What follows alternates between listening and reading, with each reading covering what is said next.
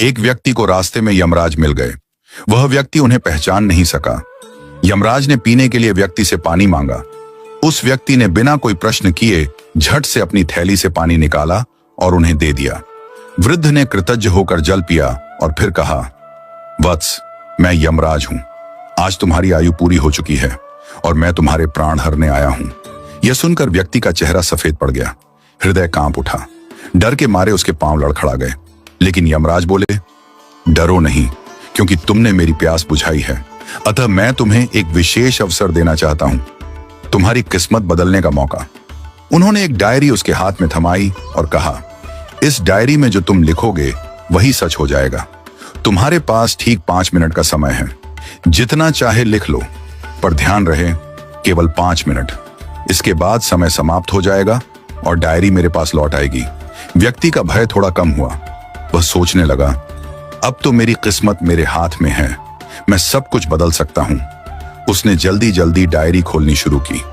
पहला पृष्ठ देखा। वहां लिखा था, तुम्हारा पड़ोसी रामदीन कल लॉटरी जीतकर करोड़पति बनने वाला है। व्यक्ति को ईर्ष्या हुई। उसने लिखा, रामदीन की लॉटरी रद्द हो जाए, वह गरीब ही रहे। दूसरा पृष्ठ लिखा था, तुम्हारा मित्र रघु चुनाव जीतकर मंत्री बनने वाला है। व्यक्ति ने लिखा, रघु चुनाव हार जाए, उसे अपमान झेलना पड़े। तीसरा पृष्ठ, तुम्हारा छोटा भाई विदेश जाकर बड़ा व्यापारी बनने वाला है। व्यक्ति फिर लिखता है, वह कभी विदेश न जा पाए, नौकरी के लिए भटके।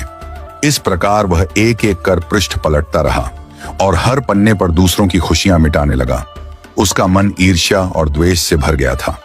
अंत में उसने डायरी का अंतिम पृष्ठ खोला। यह उसका अपना पृष्ठ था, जहां लिखा था, अब तुम अपने जीवन का भविष्य तय कर सकते हो।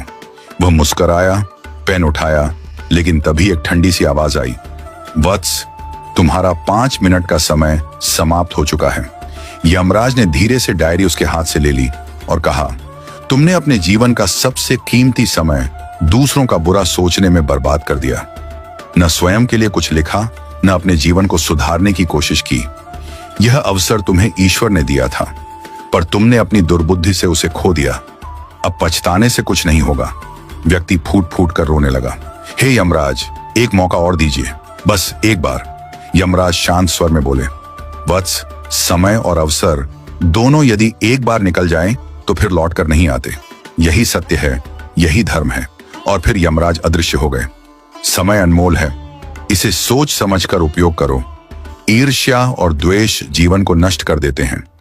यदि ईश्वर तुम्हें कोई शक्ति या अवसर देता है, तो उसका उपयोग